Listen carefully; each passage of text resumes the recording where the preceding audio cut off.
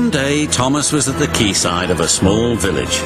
The early morning catch of fish was being loaded into his trucks. The work took a long time. The fishermen were using old equipment, and Thomas was worried. "I'm going to be late for Henry at the docks. He won't like this.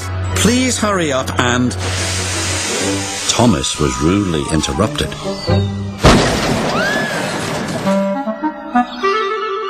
His driver and fireman laughed. "Phew," sniffed Thomas. "What a pong!" He was glad when they were speeding along the beautiful coastal run. As they approached the lighthouse, they saw a man waving a red flag. "What's the matter now?" "High tides are damaging the track," reported the man. "I've marked the spot." "We'll go and inspect," said the driver.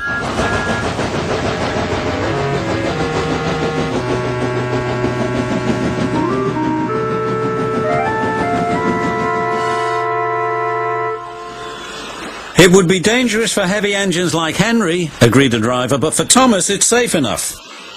The guard left a red oil lamp by the damaged track to warn engines. "When we get to the docks, I'll tell them to close the line."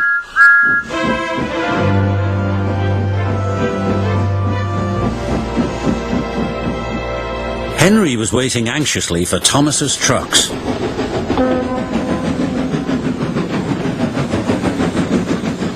"Why, you're late, and that smell is making me ill." "I can't help it, it's the fish," replied Thomas. "And there's danger on the rails, that's why we're late." "Huh, you're the only danger on the rails, Thomas. Now stop wasting time and get your trucks hitched to my train."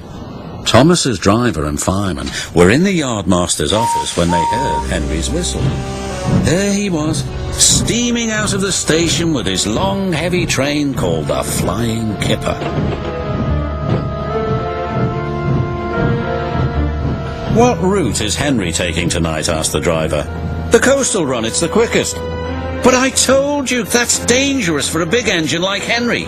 The yardmaster quickly phoned the signalman. Henry roared past the signal box. "I'll soon make up for lost time." The signalman was answering the telephone but couldn't hear the warning. By the time he did, Henry was far away in a cloud of steam.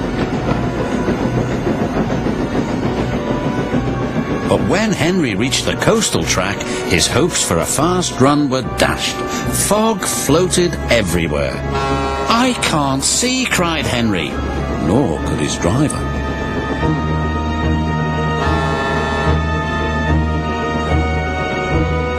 When he could, it was too late.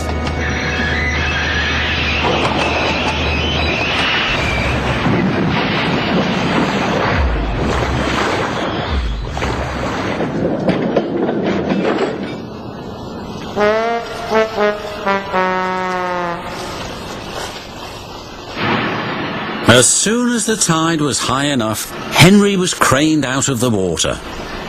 "Engines don't swim, Henry. You were meant to deliver fish, not swim with them," said the fat controller. "You should know that by now." "Yes, sir. I'm sorry, sir." When Henry arrived at the docks, Cranky the crane looked down at him disdainfully. My, Henry, I expect you'll have some fishy tales to tell, but take my advice, have a long hose down first." "Pah!" hissed Henry, but there was worse to come. "Look," said a child, "they've caught all this fish and a green whale too. It's not a whale, it's a monster." Henry was most upset.